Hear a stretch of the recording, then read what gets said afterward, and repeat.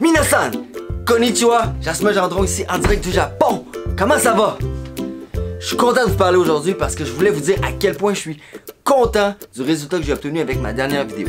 Honnêtement, merci beaucoup.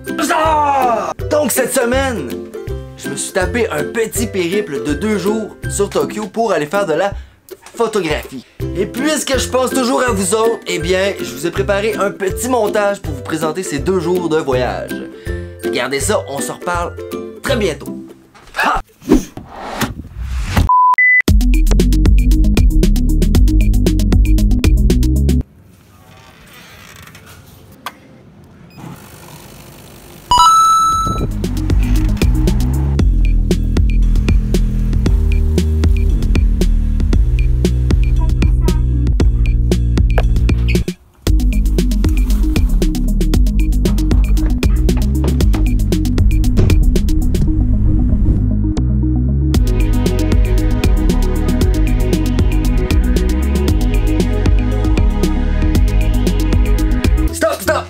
On va passer en mode Red Bull parce que sinon on n'a pas fini, ok? Je vais vous regarder jusqu'à la fin.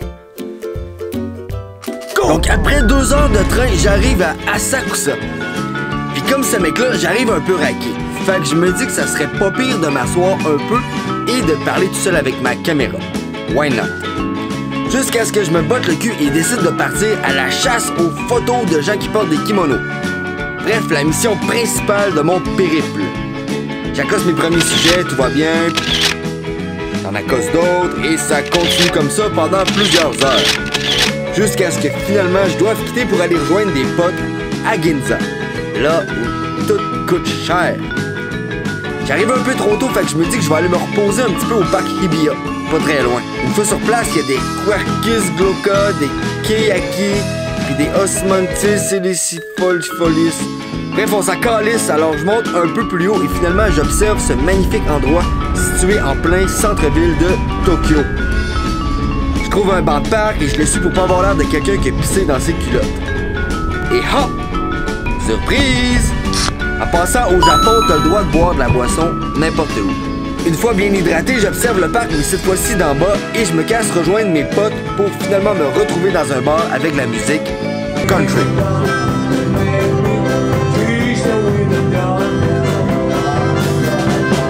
Alors ça représente pas mal bien ma première journée. Le lendemain, c'est une autre histoire parce que c'est la journée que le typhon numéro 21, Jebai, qui a fait des désastres assez incroyables sur le Japon.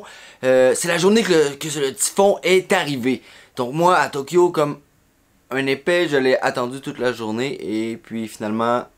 Alors après avoir passé la nuit chez un de mes potes qui a des toilettes avec le couvert qui ouvre tout seul, je repars à la recherche d'images qui pourraient être intéressantes sous la pluie, avec un sac de plastique comme un père. C'est quand même le déluge, fait que je me dis que le typhon il s'en vient solide. Donc je m'achète un parapluie, heureusement.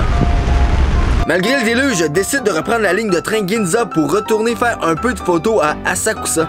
Là-bas, il y a beaucoup de rues recouvertes d'une toiture et ça va me permettre de rester un peu au sec avant l'arrivée du typhon. Yeah, baby. Mais finalement, il arrête de pleuvoir. Mais le vent se lève.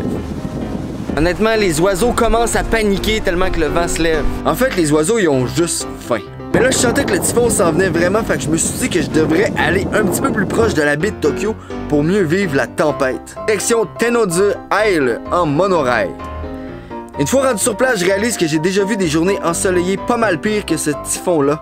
Donc, je retourne à la gare, je catch 2-3 timelapses en chemin et je réembarque dans le monorail. De la gare, le typhon continue de faire son agace en faisant bouger un sac de plastique vide. Mais j'en ai un peu marre et tout comme ce mec qui tire un tuk-tuk vide, je décide de rentrer à la maison.